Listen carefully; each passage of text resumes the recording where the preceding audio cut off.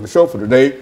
We're talking to Mr. Hawkins and Mr. Watkins in reference to child support in the state of Tennessee. And let's see, Phil, if we can pick up with you this morning, and to have you to talk to our audience this morning about some of the issues that you have to face if you have to pay child support and how long that child support can be and et cetera. And then you say as much as you wish to about it over the next 10 minutes. And then Mr. Watkins will end us for the day with some of his observations in reference to it. Let's do it from that perspective. Right now, child support, currently you got to pay child support as long as that child is attending high school or they go to college, you still got to pay child support. And which in terms of that, it hurts the father, it hurts the whole family. We're trying to keep families together. We keep unity in the family, the mom and dad not arguing, everybody having, getting along. The kids can be more productive going to school. They're not listening to argument all night. The dad and mom having, everything going all right. But with this child support how it is now, it's just too much chaos in the home. The father not making the money he's supposed to make. He better can take care of himself. Then the state taking half his check, so he coming home with a half a check to take care of this family of 3 and 4. So that leads them to a broken cycle of despair. I mean, alcoholism, drug addiction, all that, comes in a part of it because the man's get to the man, what can I do? I'm just out here, And we're just trying to change a lot of that. We got a program now. We're trying to do it 90 days. Get each father 90 days. No child support. 90 days to get themselves together. Get a job, get yourself together, stand up. And then the child support can start taking something out, work out a little modification program with the father, which you can still get a mother $100 a month.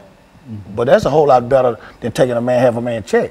It's giving a man some kind of hope that he can be productive, he can go home, he can buy his kids a decent pair of shoes, diapers or whatnot. But right now how they got it, we just losing battle. We have to reform this. And so, Mr. Watkins, there are a large number of men, not only African-American men, but specifically we're concerned about African-American men today in reference to what we're talking about here. But there are a large number of African-American men that get caught up in this system of child support. If they get a job, you're telling us, then whatever that pay is, the state intervenes and takes part of that money before he could get the. Is that what we're saying here? Yes. Talk about that. When a man goes to court, I've been in court situations where a judge actually told me, I'm living in the household with my kids, the mother and everything, and asked me was I paying child support, and I said, yeah. I'm thinking they're going to say, okay, you in the household, so we're going to stop it. He asked the mother, was he helping? He told me, yeah. Turn around, the judge told me keep paying. That's just one of the situations. Another situation is when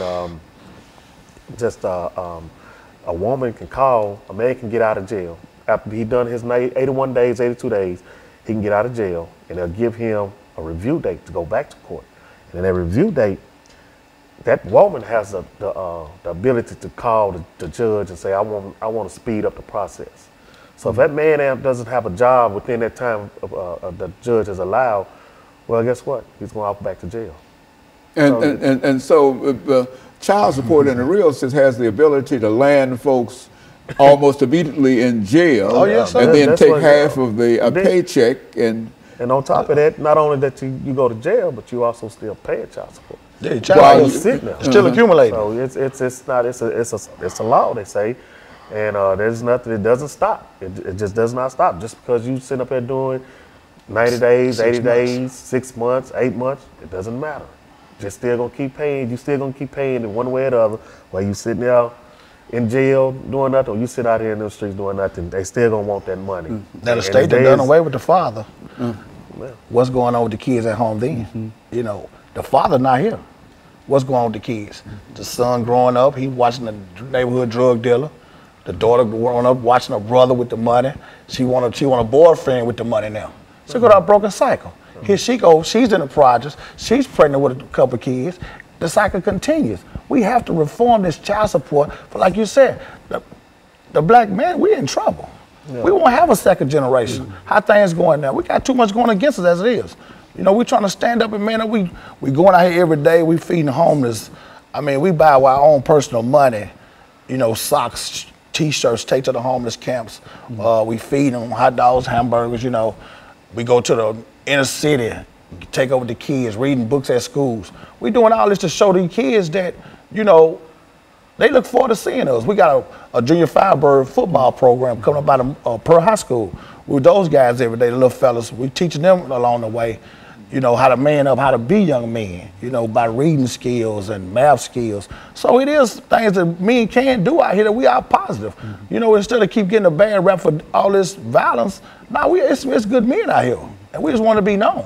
You know, I mean, you know, and then another thing about it, the state does also use the child support system, and they make it seem like it's benefit the woman, but they also what is also doing is manipulating her to get that man out the house because they'll tell the woman, okay, well, if he's not, well, we're gonna make him pay, or we're gonna send him to jail.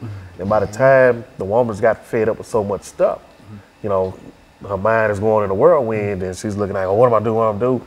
So when the argument started inside that household, when that fighting started in the household, then that man is pushed out that household, and if he starts getting on his feet trying to do better, that woman gonna want a piece of it right now. And say, well, he got it, we need to go get it right now. So you got to give a person a chance enough to say, hey, okay, you got to let a man be a man and let him in his household and work it out. Because you keep pushing him outside that household, you just continue destroying that house. And when you do that, then that's when you're going to see a whole lot of jail system filled up. I look at this, you know, I think they building up another jail right now.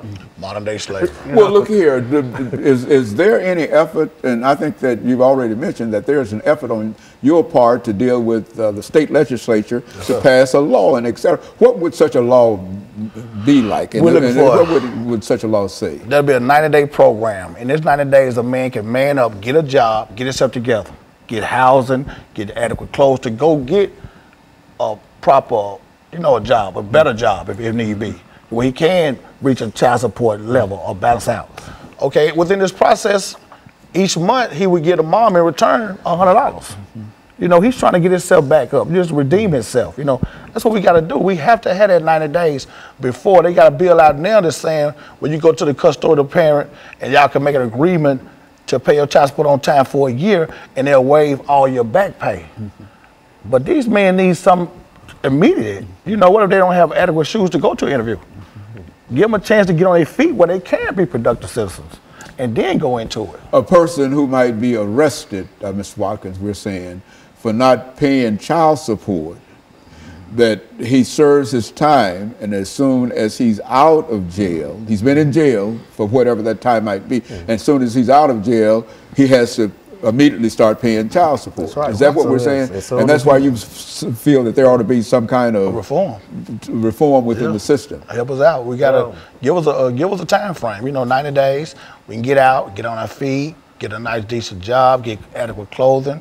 You know, to be productive. You just coming out of jail, you behind. You know, everybody needs a system. Sometimes there's a lot of men who didn't choose the right path, but a lot of men who have. You have men in the household that's all working, that's all taking care of their kids, and they still is in the child support system. You know, so it's a no-win situation for us. So it's a real problem when a mother decides that she's going to have that individual, her husband, to pay child support. That has created a real problem for him. Is that what? Oh yeah, because you're taking the man's self-esteem away from him, because you know, a man that's living inside a household, taking care of his kid, prides himself off of that. You know, and when you keep talking about money, and then this man go out and work a legal job, and you make him feel like, hey, it's not enough money. You know, you take his self-esteem down to where that'll break a man down to the point where he stops doing other